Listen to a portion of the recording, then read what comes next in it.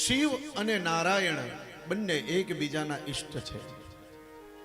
શિવ નારાયણની પૂજા કરે, નારાયણ શિવની પૂજા કરે. એકબીજાની પૂજા કરે, એકબીજાના ઈષ્ટ દેવ છે. પણ ઘણા લોકો આ બંનેને અલગ કરવાની તૈયારીમાં છે. અલગ અલગ પંથ બનાવી કોઈ શિવને માને અને કોઈ માત્ર નારાયણને માને. અને કૃષ્ણને માનવા વાળા એ ક્યારેક ક્યારેક એવું બનતું હોય છે, એવું જોયું પણ છે કે એ શિવનું નામ પણ ન લે. આમાં ભાગવતજીમાં ચતુર્થ સ્કંદમાં શિવ ચરિત્ર આવે છે ને. ઘણા લોકો શિવ ચરિત્ર લેતા નથી, કારણ કે શિવનું નામ આવે ને એટલે. આટલો બધો શિવજીથી વાંધો, ઈ બે ને કોઈ વાંધો નથી. આજે લાલન નાના છે તો એના દર્શન કરવા કૈલાસથી ભગવાન ભોળાનાથ આવ્યા, એને કોઈ વાંધો નથી. તો આપણને શેનો વાંધો? મેં ગઈકાલે કે પરમદી કહ્યું હતું ને કે દ્વારકાધીશના મંદિરમાં જાઓ તો સૌથી પહેલે ભગવાન શિવજીનું મંદિર છે. જમણી બાજુ કુશેશ્વર મહાદેવ. ચંપારણમાં તમે જાઓ, ઠાકોરજી બિરાજમાન છે ને. સૌથી પહેલું ચકલેશ્વર મહાદેવ, ત્યાં દર્શન થાય, પછી ઠાકોરજીના દર્શન થાય છે. એવી જ રીતે તમે જે જે જગ્યાએ જાઓ ને, સૌથી પહેલે ભોળાનાથના દર્શન થાય. તો એ બે જણાને કોઈ તકલીફ નથી, તો આપણે શું વાંધો?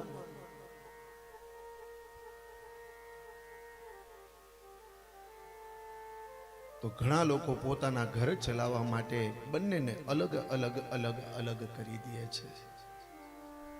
બે રસ્તા કર નાખ્યા છે.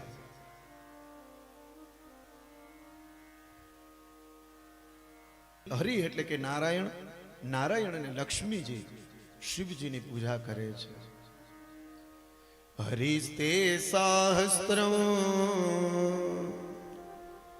કમલ બલિમાધાય પદયોર યદૈકોને તસ્મિન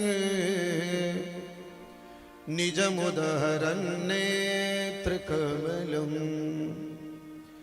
ગતો ભક્ત્યુદ્રેક પરિણતિમસોચક્રવપુષા ત્રયાણામ રક્ષાયે ત્રિપુરહર જાગૃતિ જગતામ. હરિસ્તે સાહસ્ત્રમ. હરિ એટલે કે નારાયણ, સાહસ્રમ એટલે કે હજાર. કમલ બલિમાધાય પદયો, કમળ પુષ્પથી ભગવાન શિવજીની પૂજા કરે છે. જેમ નારાયણના 1000 નામ છે ને, એમ શિવજીના પણ 1000 નામ છે. એમ ગણપતિના પણ 1000 નામ છે. એમ માતાજીના પણ 1000 નામ છે.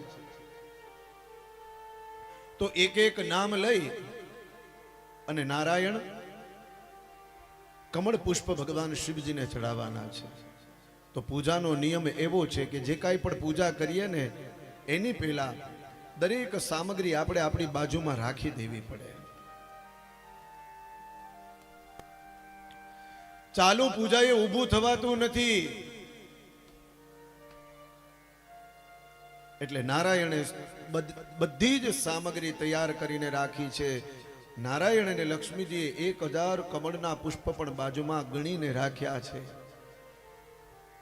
નારાયણે શિવજીની પૂજા કરી અને પૂજા કર્યા પછી એક એક પુષ્પ ભગવાનને અર્પણ કરે છે. બન્યું એવું 999 પુષ્પ અર્પણ થયા, એક કમળનું પુષ્પ ઓછું થયું છે.